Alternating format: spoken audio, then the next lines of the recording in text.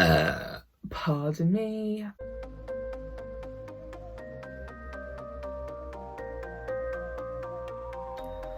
Hi pals. This video is 2 months late. Never mind. But I mean, also early June has had many personal chronic illness events, anniversaries. Is that English? I don't know. So early June in 2020, I was diagnosed with Takayasu arthritis. I also started steroids, so I've been 1 year on steroids. In 2019, I was diagnosed with Crohn's in early June, and that's when I first started any immunosuppressive medication. So I've had Crohn's for 2 years, been on immunosuppressants for 2 years, had Takayasu for 1 year, or at least diagnosed, you know, and been on steroids for a full year now. I'm currently tapering again as I film this video, so I'm trying to taper from 8 to 7. But there we go. This video is my update. So it was supposed to be my 1 year on Adalimumab, so I'm just going to talk generally about that. Why has this video come late? Well, basically, I was supposed to see my IBD gastro consultant in May, I think. Yeah. It got cancelled and I still haven't seen him. And that was supposed to have a blood test to see the levels of my adalimumab, so that's why I kind of put it off. Also, mental illness. Was not feeling great, or, you know, didn't really want to make this video, but here we are. I do want to make this video. Yeah, so the blood test was also supposed to show if I'm producing any antibodies against adalimumab.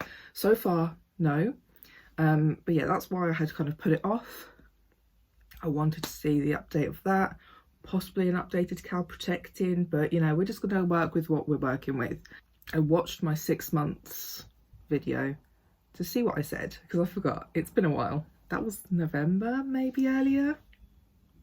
So I've got some prompts on my iPad, very professional, to just try and go through some of the things I mentioned back in that last video 8 months ago, and see if there's any difference between the two.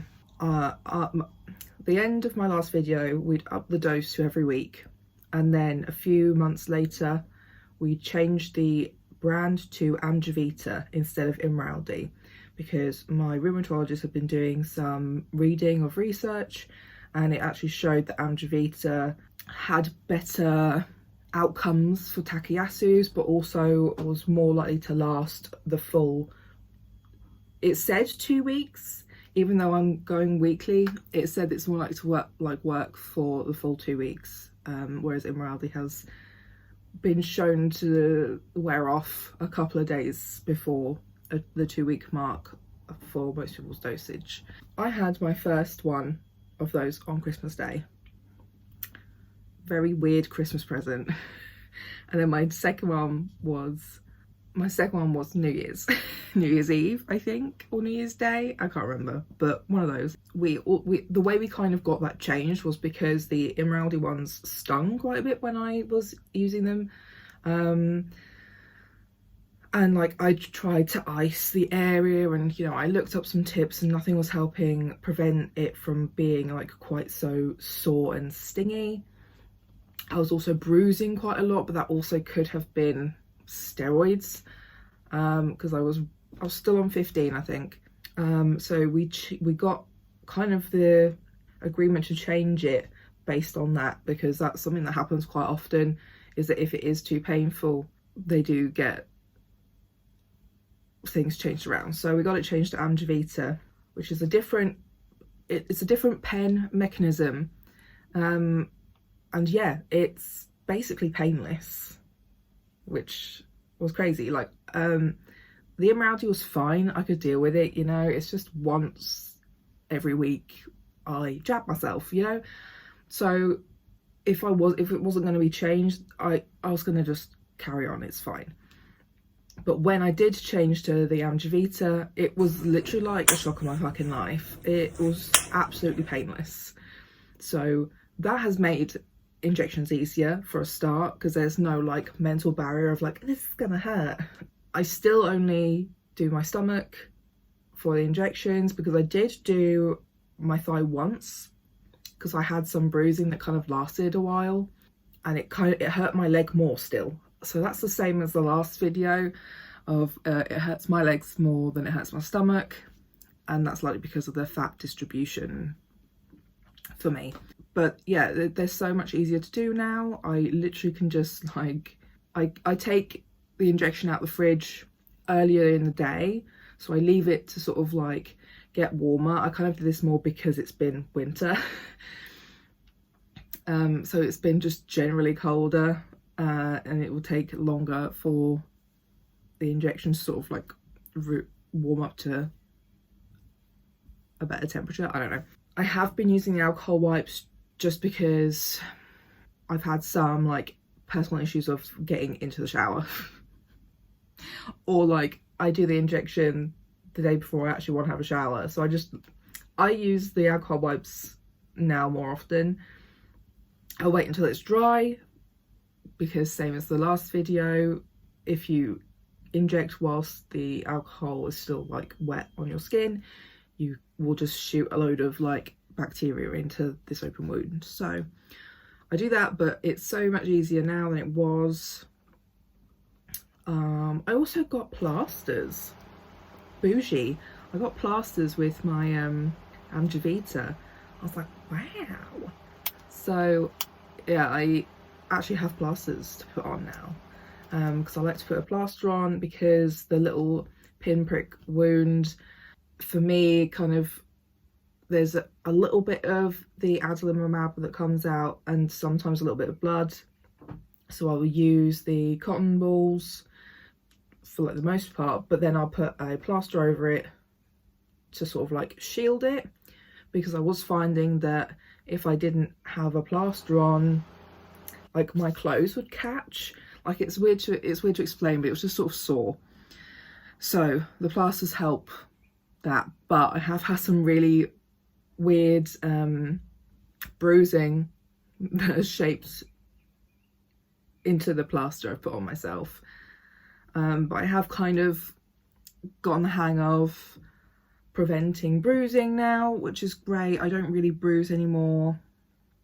Sometimes I actually forget what side I injected myself on in the last week, so I'm pretty sure I've injected on the same side 2 weeks in a row, because there's no mark anymore. Sometimes there is, don't get me wrong, but like a lot of the time you don't see it. So that's one of the really good things with the Amgevita. It's amazing. I don't feel any different. There are still no side effects really. I just kind of feel a bit groggy and tired, but I also take it around the time when I normally would feel groggy and tired anyway, so that could just be me naturally. I've also had both of my COVID vaccinations. I had no side effects, like at all, none. Literally the most I had was the actual injection site being a bit red and raised, a little bit itchy. I had no side effects whatsoever for either of them. I know a lot of people had the first one and were like, oh, that's fine, I'm okay, and then the second one really hit them. None. Then my fistula was one of the main reasons why I went on to Adalimumab. I had a very small blip like soon after my last video where it kind of inflamed a little bit. I think I had a week or two of antibiotics, but we managed to work it so that I still took my Adalimumab injections every week because I was feeling fine generally. And it was literally just that the fistula site was kind of sore and inflamed. I wasn't feeling unwell in any way, except from because of the antibiotics, because they make me feel dodgy and my stomach don't like them. So I would take the antibiotics for the week and be done on a Friday. I would move my injection that's normally on a Friday to the Saturday, and then did that again basically. I still take my injection on Friday, but yeah, you can basically move your injection either side of your injection day. So yeah, we did a little bit of shuffling around with that, so I didn't miss any injections. Besides that, I had a repeat MRI as well on that area. The MRI did show some inflammation. I should be seeing the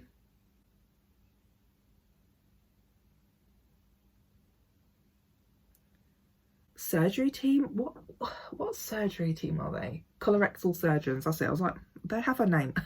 But I heard about that in January and it is June. I have not even had an appointment letter, so I don't know if they actually are going to see me. But since then it's been fine, so maybe we're just good, you know. Yeah, it's been fine since then. We just changed a few things, like because of the steroids I was just having TMI poop talk. I was having problems going to the toilet basically because I'd been on steroids for like 7 months. So I started taking like laxative drinks. They give you sachets. So yeah, I still take those sometimes, but they're not a regular everyday sort of thing. It's just that some days it just do not do the do. But yeah, that's that on the Crohn's basically. I felt the same. I sometimes get some stomach pain and cramping, but like very mild. Like sometimes I'll get a hot water bottle. That's it. I'm gonna quickly talk about the psoriasis. Like, I think you can vaguely see the patch here. I think as I'm coming off the steroids is helping it disappear, but it basically just stayed the same. It was just this little patch here. Sometimes it moved around my body and sometimes it was on this side of my neck, but it was just, it never got irritated. It was just sort of slightly different colour and texture skin. It never became like actively inflamed, which is good because I used to have eczema and it was horrendous. So that's that on that. As for my Takayasus, my April blood tests actually came back normal.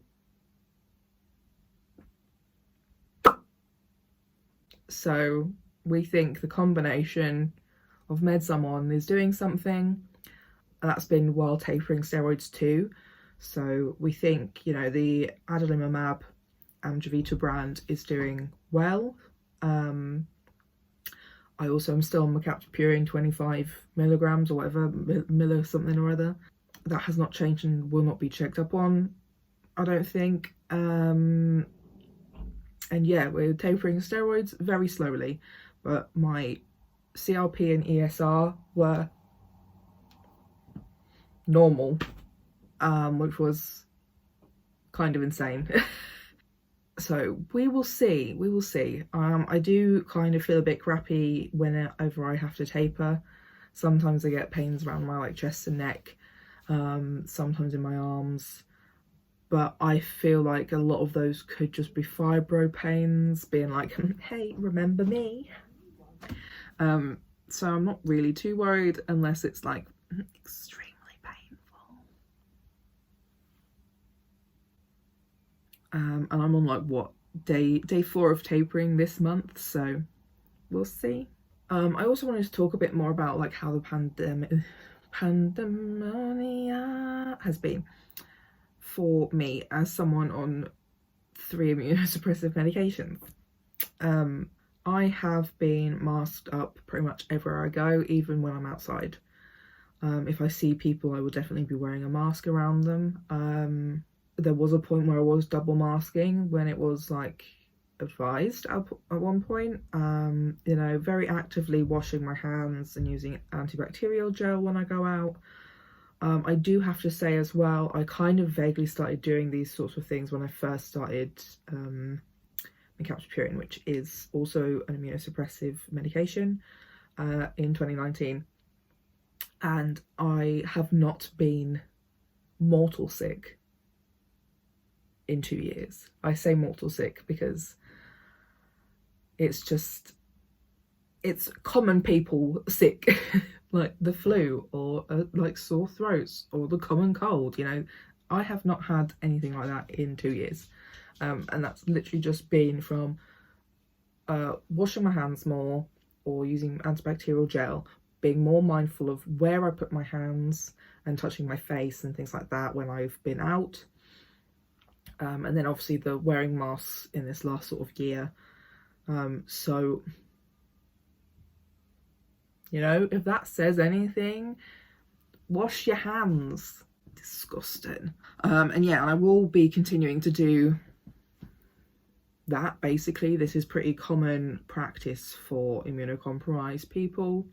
I didn't necessarily wear masks much or at all before the pandemonium because it fogs up my glasses, but you know, I've just put up with it in this last like year and a bit, or I've worn my contact lenses. But I also know lots of immunocompromised people before the pandemoniums used to wear masks as well. So I'm hoping that these kinds of practices will be more normalised and will be, you know, adopted by more people, and especially non-chronically ill people. And maybe we'll stop looking at people weirdly as well, because like I definitely remember the couple of times I tried to wear a mask before, like on the train to London, and people looked at me weird. I didn't like it, so that's kind of why I didn't do it again. So what does the future look like? My rheumatologist, after I got back normal blood results, was very keen for me to go for surgery on my arm because I have a narrowed artery here, and they would like to revasculate it. I am not keen, or at least wasn't keen at the time, and I'm on the fence. I want to think about it more, see if I can either find other people who have been in my position or possibly contact the UK's specialist in Takayasus, because if I did decide I wanted the surgery, I do not want to be their first one. But also because I have a broad range of other conditions, hypermobility syndrome, which is, you know, wonky collagen, which is in your entire body, you know, Crohn's disease issues, fibromyalgia. I would rather see and speak to the specialist about it. So that's kind of something I have to think about for the future.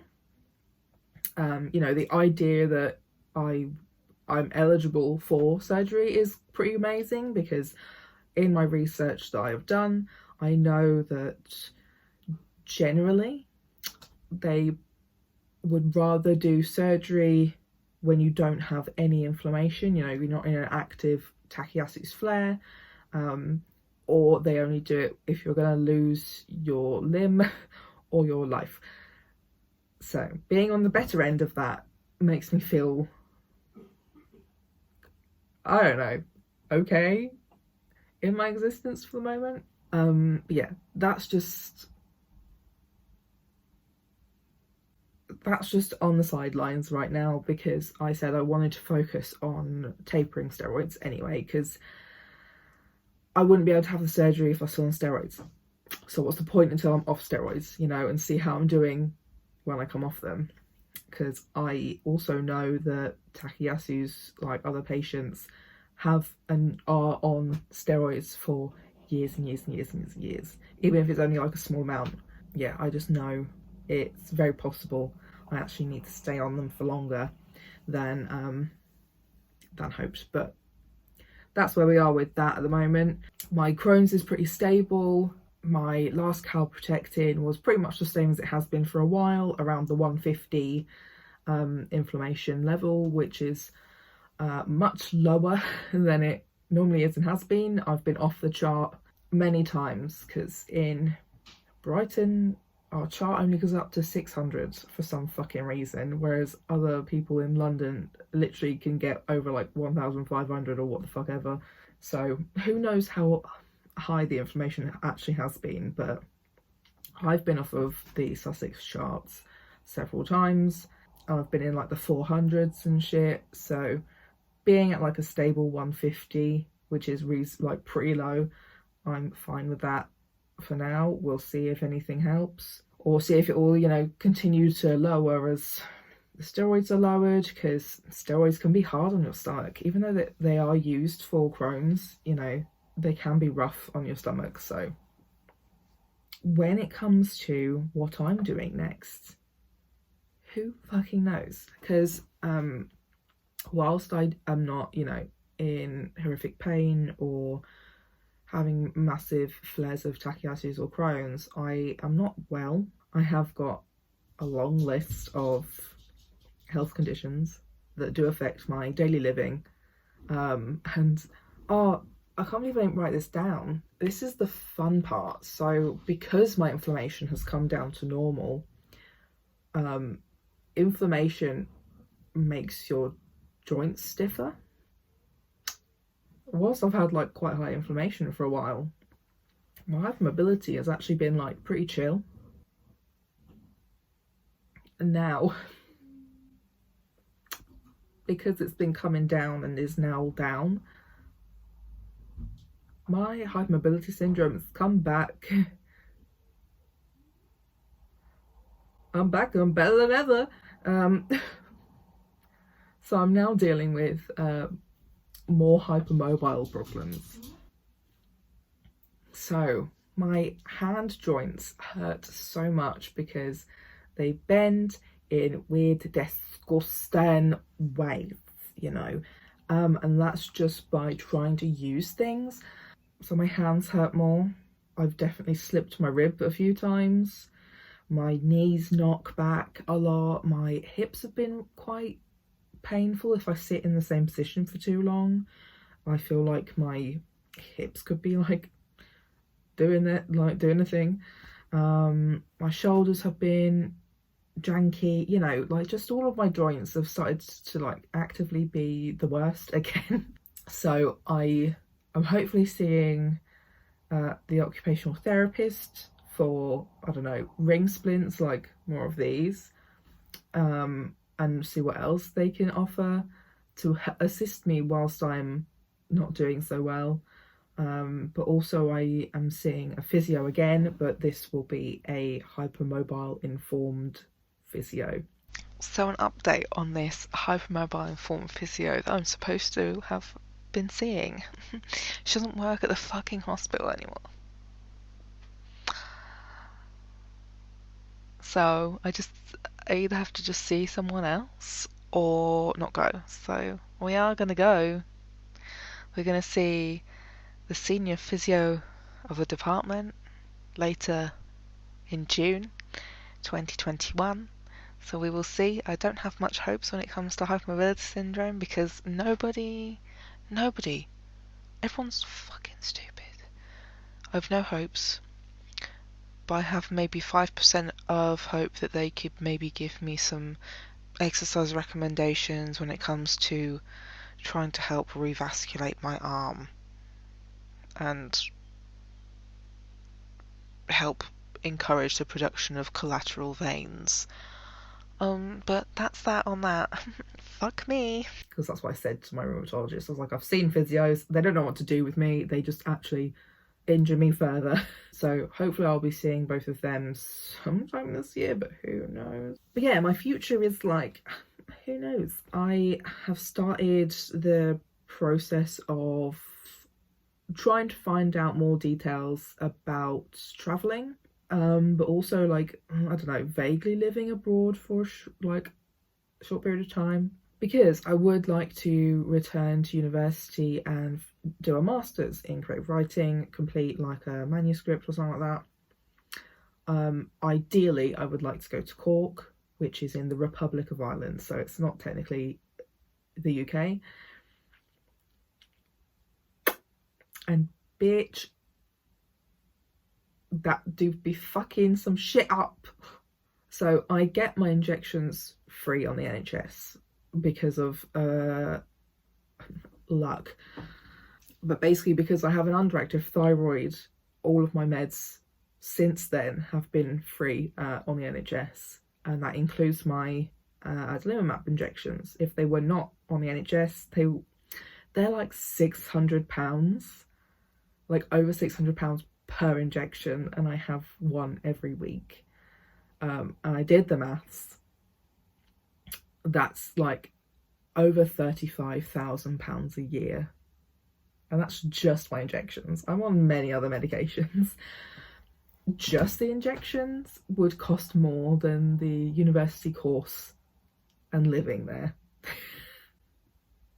I need to find out more details in regards to travel and staying abroad, and the logistics and the rules about it, to see if it's possible to go to Cork for a year or two, even though like it's not a permanent address, and I will be coming back home semi-regularly. It might disqualify me from my medications being free, but also might fuck up my PIP, my benefits, so we love that. So that's where we're at the moment. Because I am slowly coming to like a kind of stable position, I'm looking into these sorts of things to find out what will be possible to do. If that's not possible, then I think I may go back to my last university, because they do have a master's I like there, especially if it's still run by some of the lecturers I know, because they were very accommodating for my learning needs and my chronic illnesses at the time, and they were not as bad as they are now. I'm not like other girls. So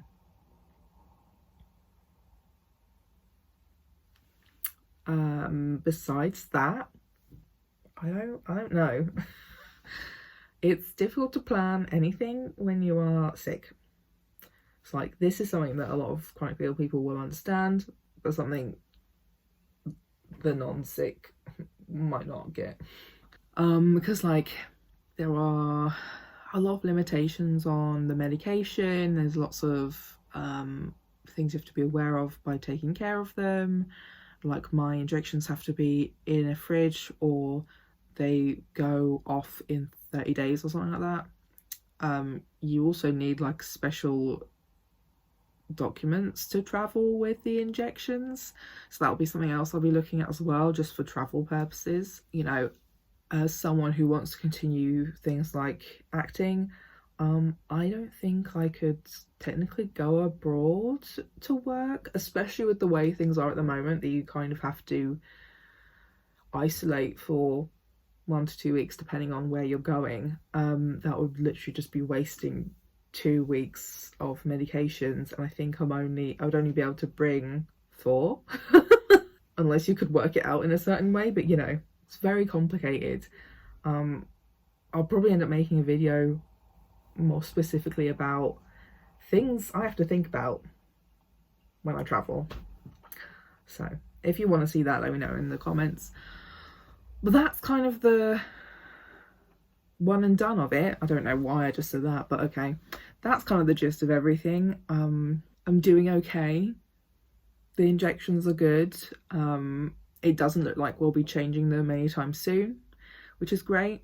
So yeah, let me know what you think. I do highly recommend that if you are given the option of injections, to give them a go. Yeah, but there's probably a lot of things I didn't mention in this video because I talked about them in the first one, so I do recommend you go and watch that as well if you want to learn more about this, and how I felt and how I came to the conclusion of taking these But there we are. Leave a like on this video, I really appreciate it. Subscribe to my channel as well if you want to see more videos like this, or just if you just like me, if you just quite enjoyed my company. There's lots of videos for you to watch if you just enjoy my company. I talk about books, queer things, and chronic illness stuff. So if you're also a multiply marginalised, oh, that didn't quite come out. If you're also a multiply marginalised human being like myself, come back. And leave a comment down below. Just let me know, you know, do you have any questions? Because I did not ask. So if you have any questions, I'll either answer them in the comments, or I'll make another video answering more questions about Adalimumab and such forth. And I'll see you next week. Bye.